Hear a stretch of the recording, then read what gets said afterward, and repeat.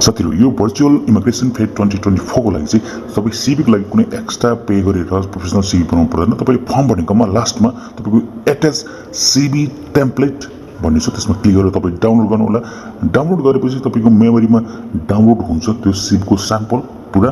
त्यसपछि तपाईले जस्ट मेमोरीमा जानु होला। तपाईसँग कुनै एउटा कुन छ डबल पेज के छ हैन एडिट गर्ने हैन नोट बनाउने, त्यसलाई ओपन गर्नु होला। होइन भने मेमोरीमा गएर जस्ट तपाईले डाउनलोड गरेको अप्सनमा जानुस्, त्यसपछि क्लिक गर्नु होला। र क्लिक गरेपछि जस्ट डबल पेज नोटमा कुनै एडिटमा खुल्छ। खुल्ने बित्तिकै यहाँ चाहिँ अप्सन आउँछ एडिट गर्ने अप्सन।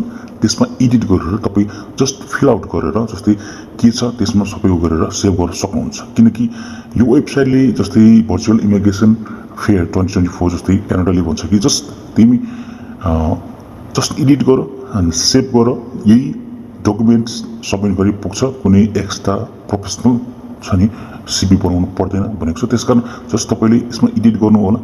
यही अप्सन आउँछ, हरेक मैले नामहरु एडिट गरेको छु। यसरी नै एडिट गरेर यसलाई सेभ गर्नु होला र सेभ गरेपछि यसैलाई नै पोस्ट गर्नु होला र सबमिट गरेपछि हाम्रो सबै काम चाहिँ पुरा हुन्छ। जस्ट यसलाई राम्रोसँग चाहिँ एडिट गर्नु होला। जस्तै तपाईको के छ कस्तो छ, किनकि हामीले जस्तै प्रोफेसनल अर्को नयाँ सीबी बनाउँदा चाहिँ के छ भन्देखि सबै कुरा चाहिँ सबमिट पर्छ। त्यो भन्दा पनि उसैले जस्तै यो वेबसाइटले नै चाहिँ स्याम्पल सीबी दिएको छ, यसलाई एडिट गरेर हाल्नु भनेको छ। त्यसकारणले जस्तै यसमा तपाईको सीबी सेभ गरेको त्यसलाई चुज गर्नु होला। चुज गरेपछि तपाईको यहाँ रोबोट आइएमआर रोबोट आउँछ। मैले माथिको केही गरेको छैन, तपाईले जस्ट मैले देखाएको मात्रै हो।